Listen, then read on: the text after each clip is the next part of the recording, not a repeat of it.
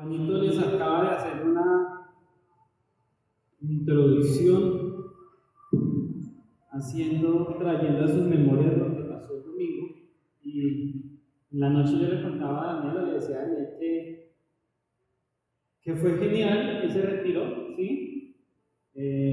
Fueron muchos muchachos, tal vez todos los que están esta noche fueron el domingo, ¿cierto? ¿Quién no fue?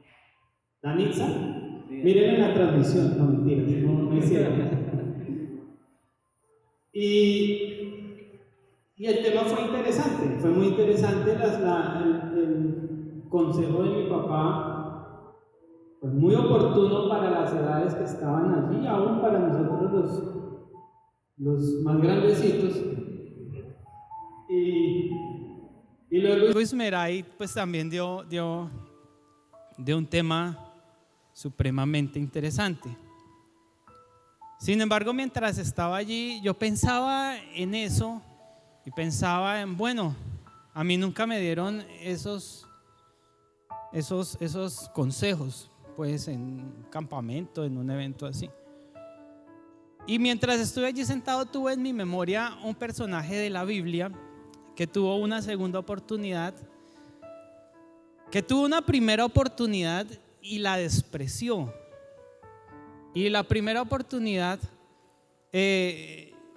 pues tiene muchos beneficios. La segunda, la tercera, la cuarta y las que siguen no obtienen los mismos beneficios. Sin embargo, el amor de Dios sigue siendo el mismo y la fidelidad de Dios sigue siendo la misma. Yo quiero pedirle que abra su Biblia en el libro de Lucas. Y vamos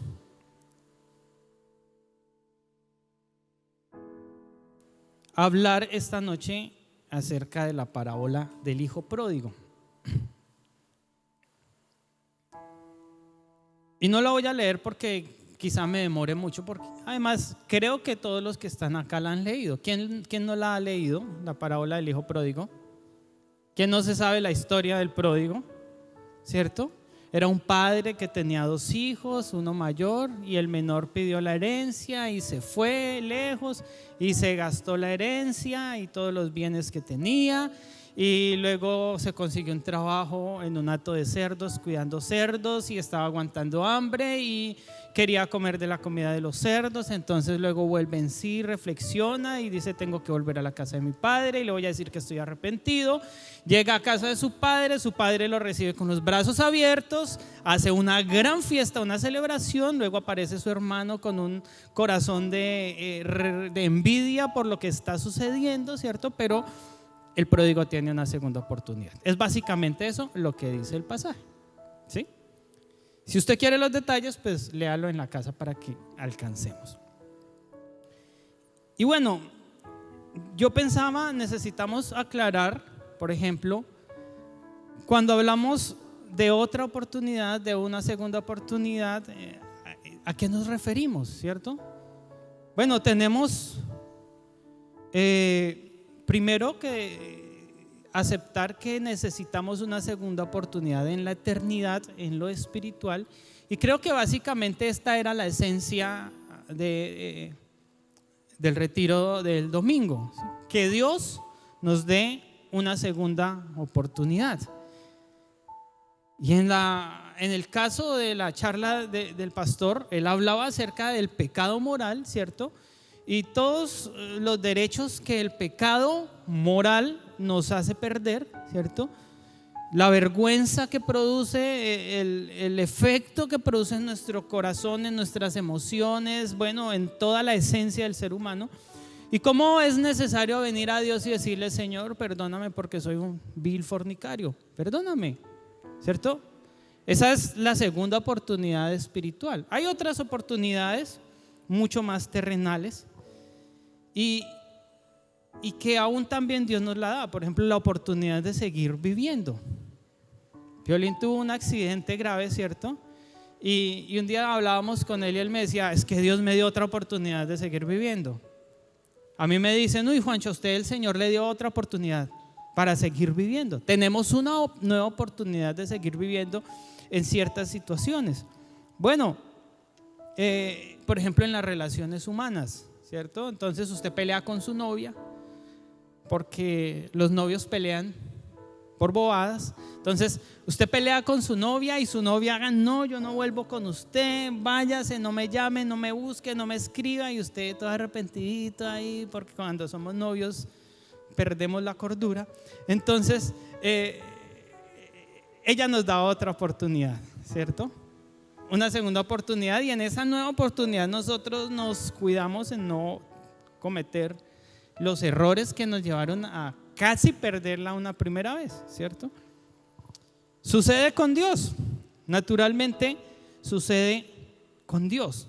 Y yo quiero que leamos Proverbios capítulo 24 y le voy a mostrar cuántas oportunidades nos da el Señor. Proverbios capítulo 24, el versículo 16. Mire lo que dice. Dice: porque 7 veces cae el justo y vuelve a levantarse, mas los impíos caerán en el mal. La palabra, el número 7 en la Biblia es perfección, y junto con perfección tiene un insumo de infinidad, de infinito, porque Dios es infinito. Lo que quiere decir es que muchas veces, innumerables veces, incontables veces, cae el justo. Y dice ahí que vuelve a levantarse y vuelve a levantarse. Eso tiene que darnos una razón de alerta, pero una razón también de esperanza. De alerta porque quiere decir que voy a caer muchas veces y que tengo que estar al tanto de la vida y de las situaciones que me rodean para no tropezar, para no caer, ¿cierto? Y una razón de esperanza porque sé que voy a caer y el Señor me va a levantar, ¿sí? Esa es la esperanza. Sin embargo, bueno, tenemos que guardarnos de no caer. En el relato del pródigo de Lucas capítulo 15, quiero mostrarle cuál era el panorama que tenía este hijo en su primer estado, en su primera oportunidad, ¿sí? Y mire, versículo 12 del capítulo 15.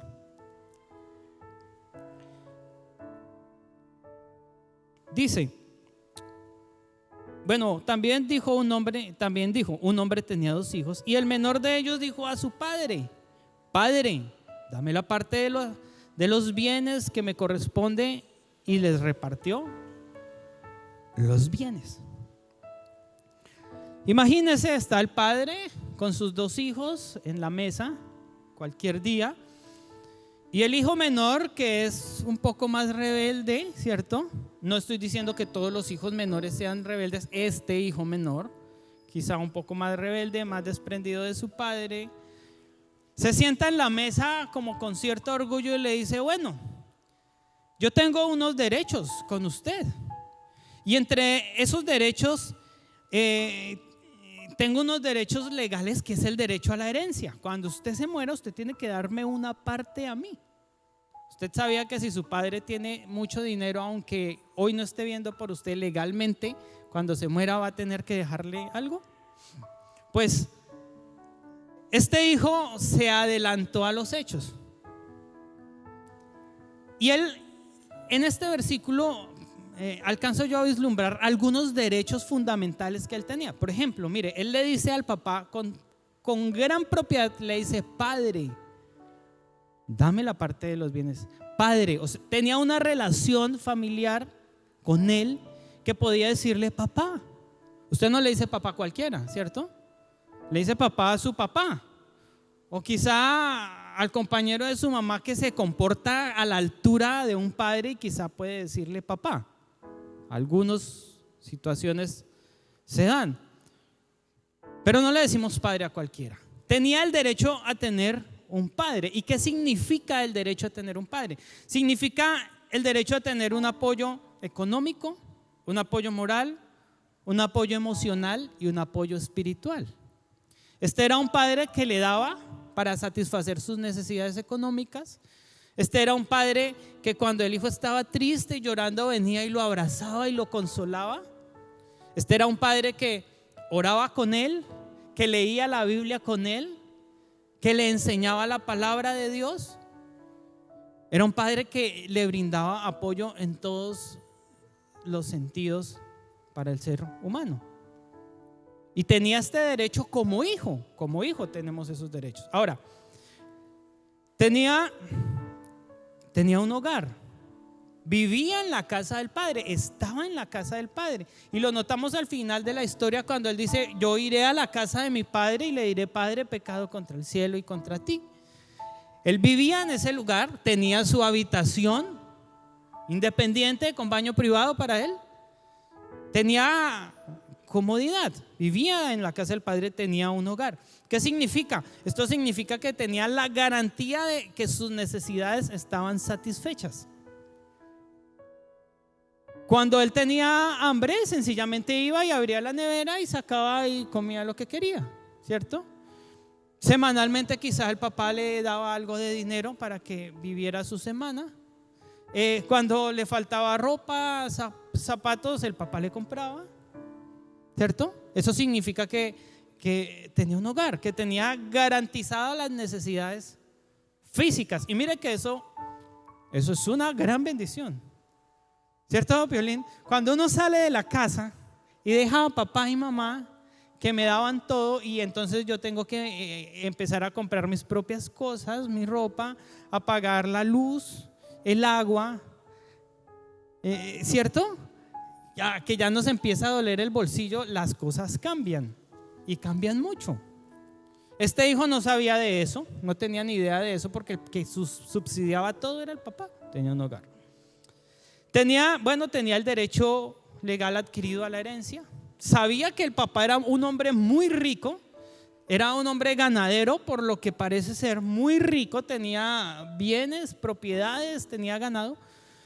Y este muchacho sabía que cuando ese señor muriera, el 25% de eso le iba a tocar a él. Y si el papá quería dejarle más, le iba a dar más, el otro 25% al otro hermano y lo demás para los amigos o para el que el padre dijera. Pero tenía garantizado una porción de esos bienes, ¿sí? Le iba a dar más al mayor, porque la cultura era que al mayor se le daba la tercera parte, o sea, el 75%. Tenía ese derecho. Entonces tenía el derecho a tener un padre, a un hogar, a esa economía, y tenía el derecho a decidir, al libre albedrío. El papá no, yo veo que el papá no le está limitando nada, ¿sí? Bueno, cuando vivíamos en la casa, aquí en la iglesia con el pastor, con mi papá, nuestro libre albedrío estaba muy limitado a muchas situaciones, porque por ejemplo no podíamos llegar después de cierta hora de la noche, porque no podíamos hacer ciertas cosas, ¿cierto? Sin embargo, este hombre no parece tener esas limitaciones. Tenía la libertad de salir de la casa de su padre cuando quisiera. Tanta era la libertad que se envalentona y le dice: pues deme la parte de la herencia que me corresponde, porque yo me voy a ir. ¿Se vislumbra usted la libertad que el caballero tenía?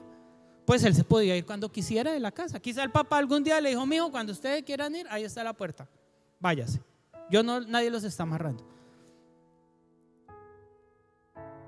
Tenía libertad total, tenía libertad de invitar a los amigos a comer, tenía libertad de salir de fiesta cuando quería, porque era muy desordenado.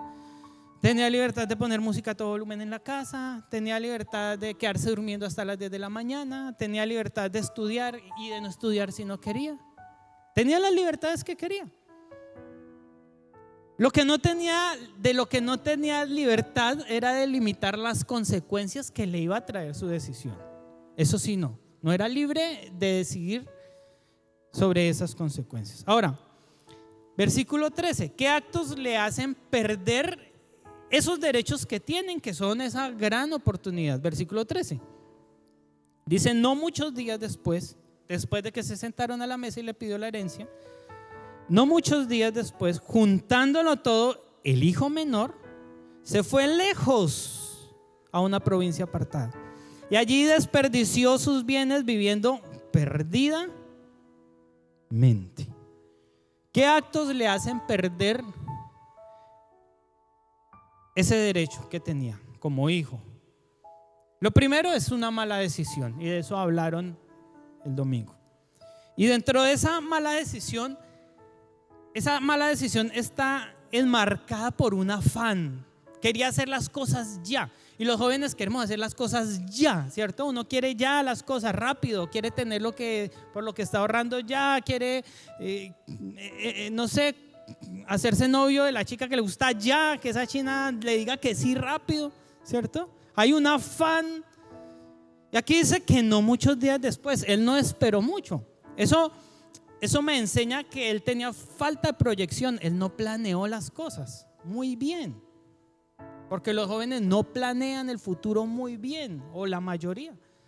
Y él dijo, no, mi papá me va a dar toda esa plata, y la demora es que ese señor me dé esa plata y yo me abro de acá.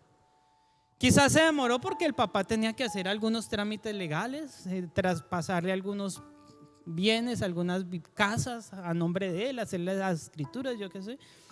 Y él estaba esperando eso, ¿sí? Bueno, tenía algunas otras cosas que el papá le entregó, quizá le entregó algunos bienes y dijo, no, yo no me puedo llevar esto, tengo que vender eso. Y publicó todos esos bienes, como cuando alguien se va del país y ha visto, uy, que fulano de tal está vendiendo la nevera y la está dando re barata. Vaya, cómpresela. ¿Y por qué? Porque se va del país. Está dando las cosas regaladas.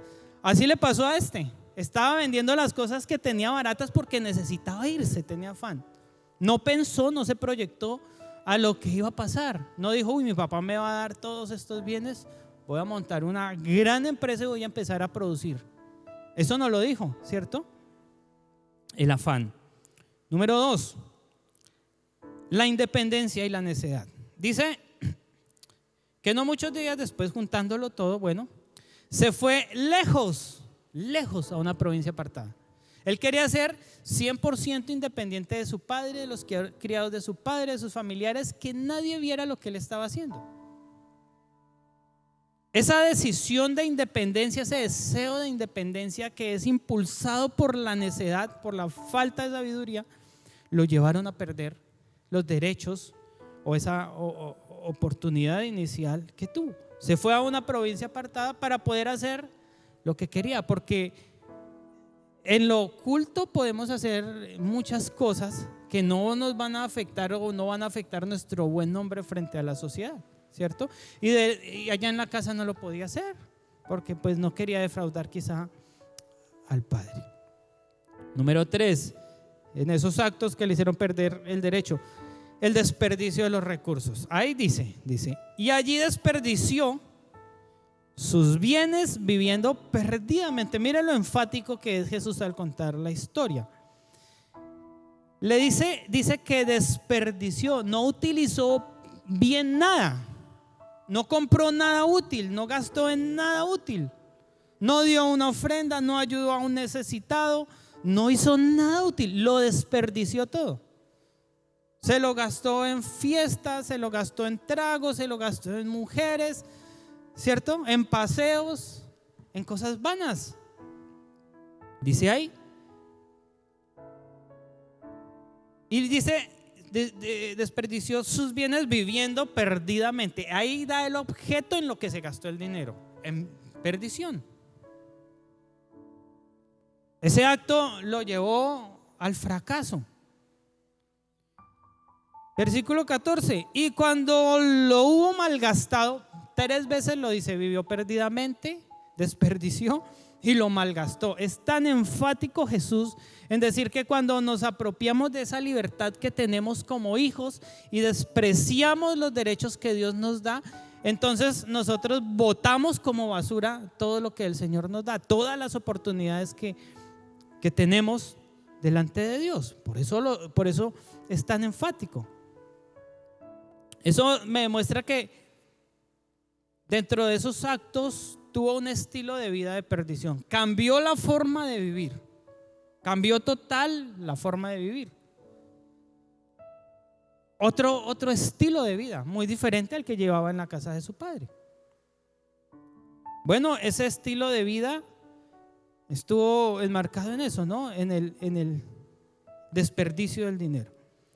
Y Y encuentro yo además que había un desinterés de las consecuencias. Él estaba gastando, él estaba viviendo perdidamente, pero no estaba siendo consciente o no estaba pensando, porque si era consciente de eso, no estaba pensando permanentemente en las consecuencias que le iba a traer. ¿Sí? Dios nos da oportunidades, Dios nos da, no sé, la oportunidad de servirle. Y se nos presenta una tentación moral, estamos en la casa solos con la novia, ¿cierto? Y queremos aprovechar la oportunidad y nos desconectamos de las consecuencias que eso nos pueda traer. A los 9 meses pues ya la cosa cambia, ¿sí? ¿Qué consecuencias trae desperdiciar ese primer derecho que Dios nos da? Versículo 14, la parte final. Mire, dice: y cuando lo hubo malgastado todo, vino una gran hambre en aquella provincia y comenzó a faltarle. La primera consecuencia que él no premeditó fue la escasez. Él pensó que eso le iba a durar toda la vida, que los millones que le había dado su padre, ¿cierto?, le iban a ser eternos, que eso nunca se le iba a acabar. Entonces vivió perdidamente y lo malgastó. Pero cuando empezó a acabársele, ya iba iba a sacar billetes y veía que ya como que se estaban minimizando las cantidades. Entonces Dios manda una gran hambruna a aquella región, a aquella provincia. Dice: vino una gran hambre a aquella provincia. No había trabajo. No, de hecho no sabía trabajar. No tenía ni idea del trabajo porque todo lo tenía. Sabía era malgastar. Y entonces después de que tenía tanto, ahora no tiene nada, ¿cierto? No tiene nada. Quizá vendió la ropa fina que tenía, ¿cierto? Las zapatillas de marca que tenía las vendió para poder comer, hasta que resultó descalzo con harapos por la calle caminando como un indigente. Esa es la primera consecuencia: escasez de todo lo que tenemos. Hoy estamos con Cristo, le servimos al Señor, tenemos muchas bendiciones y somos inconscientes de esas bendiciones. Pero cuando nos apartamos y caemos en el pecado, entonces eso nos va a empezar a hacer falta, las bendiciones que Dios nos da. Número 2, esclavitud al pecado. Versículo 15 dice: y fue y se arrimó a uno de los ciudadanos de aquella tierra, el cual le envió a su hacienda para que apacentara los cerdos. Aquí hay un hombre rico, y el hombre rico aquí simboliza a Satanás. Y lo dice con una palabra no muy atractiva: y se arrimó. Ni siquiera dice se acercó o llegó a la casa del hombre rico a pedir ayuda. Quizá era amigo del papá, quizá el papá lo conocía. Cuando lo vio le dijo: ¿y usted qué hace aquí, mijo? ¿Cierto? Porque entre ricos se conocen. ¿Y qué le dijo? No, es que le contó la historia y le dijo: mijo, lo único que tengo es unos marranos allá para que cuide. Y ahí miramos cómo le vamos dando de comer y eso, porque estamos en una situación difícil en la región, ¿cierto? Y se volvió esclavo de aquel hombre. Como nos volvemos esclavos del pecado, y cuando probamos el pecado, ya es como tan difícil desligarnos de esas situaciones de pecado, y por eso empezamos a practicar una vida de pecado oculta. Nos volvemos esclavos del pecado.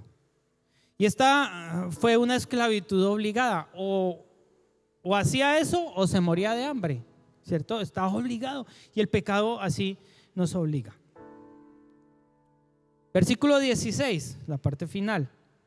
Bueno, y deseaba llenar su vientre de las algarrobas que comían los cerdos, pero nadie le daba. Tenía una desatención, nadie le ponía cuidado. Ya había perdido la condición de importancia que tenía como hijo del hombre rico, ¿cierto? Cuando llegó a aquella región con dinero y todo, tenía amigos. Proverbios dice que el rico tiene muchos amigos, pero cuando ya se le acaba el dinero ya se van. Pues aquí nadie le ponía cuidado. Si hubiera estado en la casa de su padre, disfrutando de los derechos que tenía inicialmente, pues nada le habría faltado, ¿cierto? Y su papá hubiera estado muy atento a la situación. Tenía desatención, nadie le daba. Versículo 17. Y volviendo en sí, subraya esa frase, dijo, mire, ahí hay otra consecuencia. El hombre estaba, como lo pinta Jesús, como en una situación de locura. Porque dice volviendo en sí, estaba mal de la cabeza. Pues todas las decisiones que había tomado tan malas, de despreciar ser hijo del Padre, ¿cierto? Y ahora botar a la basura esa grande oportunidad que tenía como hijo del hombre rico. Eso es una locura. Y Jesús dice, este hombre estaba loco, pero un día volvió en sí. Es decir, que una de las consecuencias es que entramos en un estado pleno de locura, de insensatez.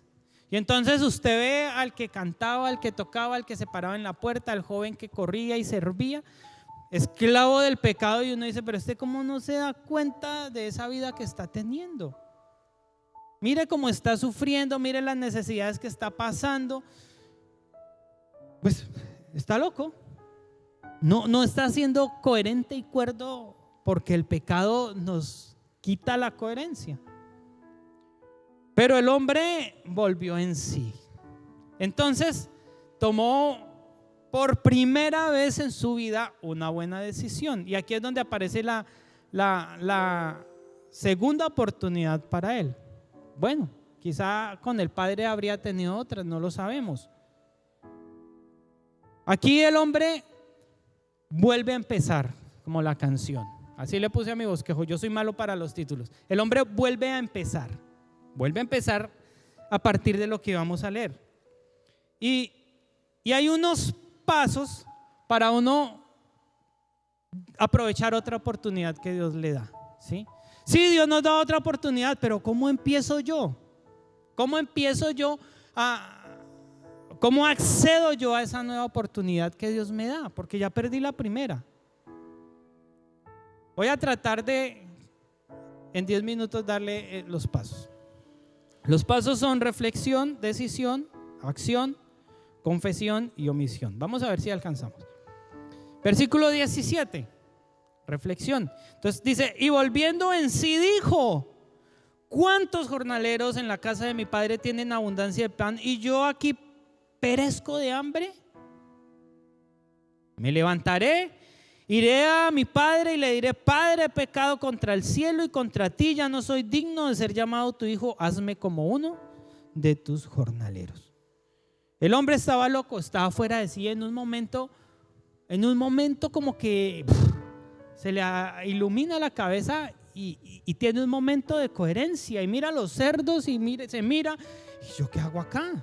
Si yo soy hijo de un hombre rico, pues yo lo que tengo que hacer es irme para la casa de mi padre arrepentido, ¿cierto? Y decirle que me dé trabajo como uno de sus jornaleros. Bueno, voy a hacer un recuento y que terminamos dentro de 8 días. Y el hombre está ahí en esa situación, está pensando, está reflexionando. Ese es el primer elemento.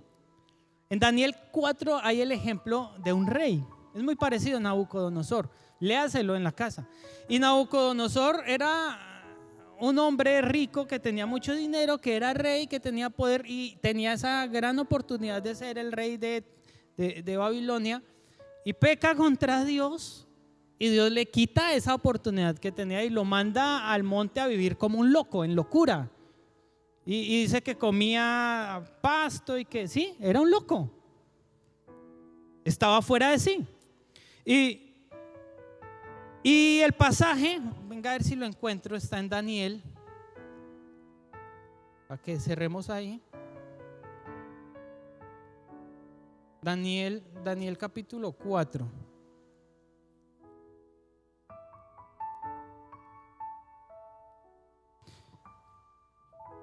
Capítulo 4, versículo Versículo 34 dice: mas al fin del tiempo yo, Nabucodonosor, al fin de esa situación de vida animal que tenía, porque dice que vivía con las bestias del campo, al fin del tiempo yo, Nabucodonosor, alcé mis ojos al cielo, volvió en sí, y mi razón fue de vuelta. Así que estaba como loco, no era cuerdo, dice, y mi razón fue de vuelta. Y bendije al Altísimo y alabé y glorifiqué al que vive para siempre, cuyo dominio es sempiterno. Y bueno, el hombre vuelve en sí. Y cuando volvemos en sí es porque hay un milagro espiritual de Dios. El Espíritu Santo viene a nuestra vida y toma el control de nuestra vida. Así que para empezar a tomar una nueva oportunidad, si usted está en pecado, si usted está haciendo las cosas que no debe y si usted tiene arrepentimiento en su corazón, lo primero es que vuelva en sí, que pierda la locura y diga: oiga, sí, me enloquecí viviendo aquí en el pecado y estoy esclavo del pecado. Pues necesito decirle al Espíritu Santo que tome el control de mi vida. Reflexión, pensar, analizar, usar la cabeza. Este hombre usó la cabeza.